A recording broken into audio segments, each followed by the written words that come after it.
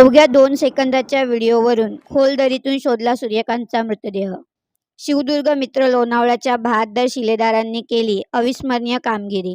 9 October 2024 रोजी दुपारी चाकण येथील आपल्या घरून निघालेल्या सूर्यकांत रामदयाल प्रजापती हा 27 वर्षाचा IT सेक्टरमध्ये नोकरी करणाऱ्या युवकाने आपल्या घरच्यांना फोन करून सांगितले की मी माझ्या आयुष्याचा शेवट करण्याच्या टोकाचा निर्णय घेत असून माझा शोध घेऊ नका. नातेवाईकांना काही दिवस त्याची मनस्थिती विचलित होती याची जाणीव होत होती.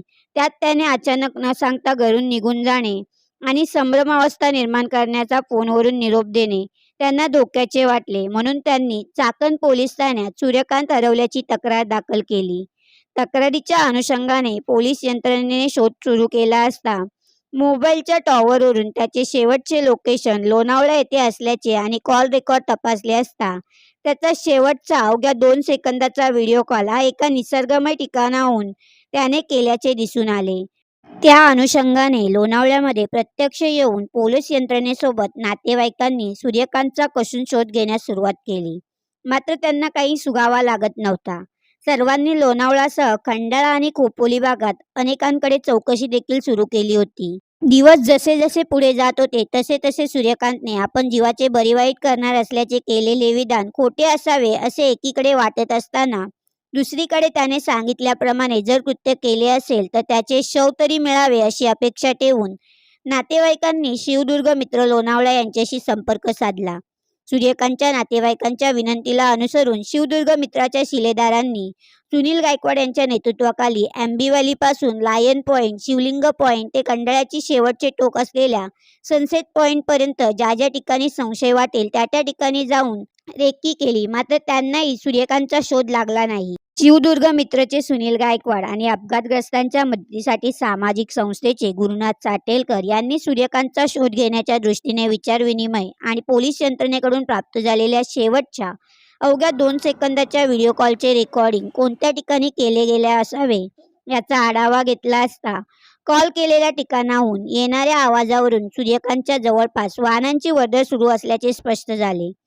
त्याने ज्या ठिकाणाहून व्हिडिओ कॉल केला होता त्या बॅकग्राऊंडवर दिसणारे डोंगर आणि दरीचा भाग हा राजमीच्या जवळपासचा असावा यावर एकमत झाले. त्या अनुषंगाने सुनील गायकवाड यांच्या सल्ल्यानुसार दिनांक 15 ऑक्टोबर रोजी सूर्यकांतच्या नातेवाईकांनी नव्याने शोध घेण्यास सुरुवात केली असता खंडाळा येथील वाघजाई मंदिर परिसरात टायगर व्हॅलीच्या दरम्यान मुंबई-पुणे एक्सप्रेस हायवेवरील वाहनांच्या येणाऱ्या आवाजाच्या पार्श्वभूमीवर ठिकाणी उभे राहून प्रत्यक्ष व्हिडिओ रेकॉर्डिंग करण्यास सुरुवात केली असता एका टप्प्यावर सूर्यकांतने केलेल्या व्हिडिओ कॉल सदृश्य स्पॉट दृष्टीपथात आला. त्यांनी लागलीच ही बाब सुनील गायकवाड यांच्या लक्षात आणून दिल्यावर शिवदुर्ग मित्रच्या टीमने 16 ऑक्टोबर रोजी सकाळी त्या स्पॉटवर जाऊन सर्व संसाधनांसह सर्च ऑपरेशन तयारीची सुरू केली. सुरुवातीला योगेश उमरे हा स्वतःच्या सुरक्षेची काळजी घेत सर्व तयारीनिशी संशयित ठिकाणी शोध घेण्यासाठी दरीत उतरला. आजूबाजूला शोध घेत असताना एका ठिकाणून काहीतरी गरगळत गेल्याचे गवत दबलेले त्यांना दिसले. चाणक्य योगेशाने संशयाचा मागोमाग घेत शोध घेण्यास सुरुवात केली असता साधारणतः 30 ते 40 फूट अंतरावर त्यांना पांढऱ्या रंगाचे कव्हर असलेला मोबाईल आढळून आला. प्राप्त वर्णनानुसार तो मोबाईल सूर्यकांतचा असल्याची खात्री झाली. मात्र तेवढ्यावरच पुढचे आडाखे बांधण्याची सुनील गायकवाड यांची तयारी नव्हती. कारण अशा स्वरूपात मोबाईल टाकून देत शोध यंत्रणेला संभ्रमित करण्याचा प्रकार यापूर्वी झाला होता. त्या कारणे योगेशने अजून खाली जाऊन शोध घ्यावा अशी त्यांची सूचना केली.